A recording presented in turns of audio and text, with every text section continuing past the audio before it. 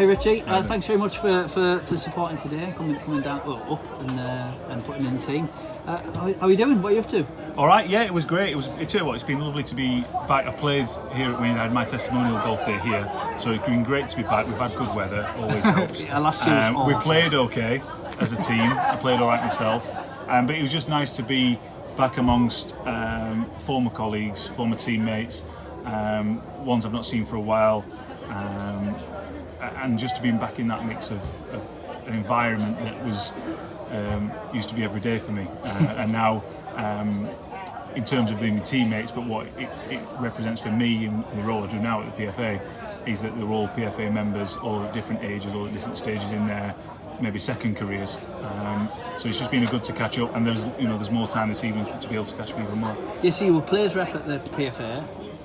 Somebody's taken over you now. So what's your role now? So whilst I was playing, whilst I was at Hartlepool and then at Chesterfield, I was the delegate within the dressing room, so I was the contact between us as the players and the PFA. And then whilst I was chairman of the PFA, I obviously got to know a bit more about all the services the PFA offers for players, current members, so the lads that are currently playing, the men's and the women's game, and the men's and women who are retired players now. So me, myself, the rest of the lads that are in there, and what member services are available to former members, and particularly about transitioning into another career, particularly about injury and illness as you get older, old football injuries that may reoccur. And so when I retired from football and there was a job came up, I applied for the job to work full time at the PFA, because I felt that's where I really wanted to focus and be able to be more of a hands-on day-to-day role. And I've been doing that for coming up to 2 years in September, and I've absolutely enjoyed it.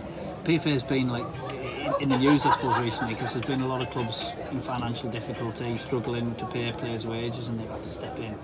I mean, it's nice that there's that buffer there, but it shouldn't come to that, should it? Absolutely not. And it has happened over my lifetime as a footballer, and I must say, not once while I was a footballer did I ever question or ever think that my wages were not on time. They always were. But there's been other clubs that stand out. I think at Northampton maybe a couple of seasons ago when Chris Wilder managed to get them promoted when they're not being paid, and obviously this season with Bolton and Bury being highlighted both in the press recently. That's what we're there for. We're there to help the players. It shouldn't come to that, but that's why there's a players' union, that they've got somebody to speak to, somebody to represent them, and hopefully these things will resolve themselves. And I suppose that's one of the issues you're talking about with trying to obviously fund. You're trying to fund wages for these guys, and you're saying about it shouldn't have come to that. It didn't under Iowa. It was professionally managed on the pitch. It was professionally managed off the pitch. It went through a period of pools where it wasn't quite like that, and obviously I guess the last time second last time we were around was the Talking with Mickey Barron and Mark Simpson organised.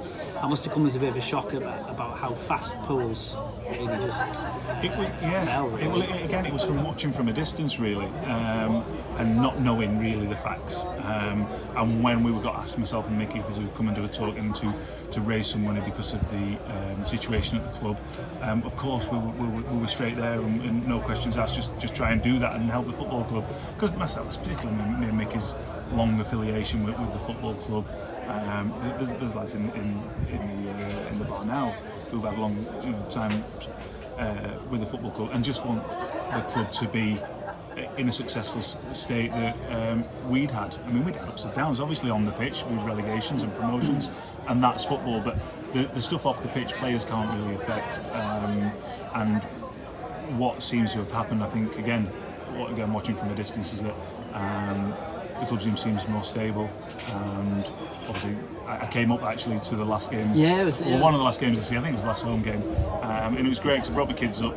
And my little boy had not really been to a game that he can remember. He did come a couple of seasons ago, so it was lovely. And he went out onto the pitch and stuff like that. My little girl wasn't that too fussed about it, but it was just nice to be in Hartlepool. So many familiar people at the club, and it was nice. And hopefully, there will be times when we can talk about the success, whether it's a promotion out of the National League and then maybe into the Football League. And and get to where the club has been in, you know, over the last sort of 10, 15 years and success. But this is you know, there can't be success every year at a football club. This is difficult. We were part of a really good time. There was a time before us, and you know, in the 90s and stuff, where they had promotions, and that was another successful period.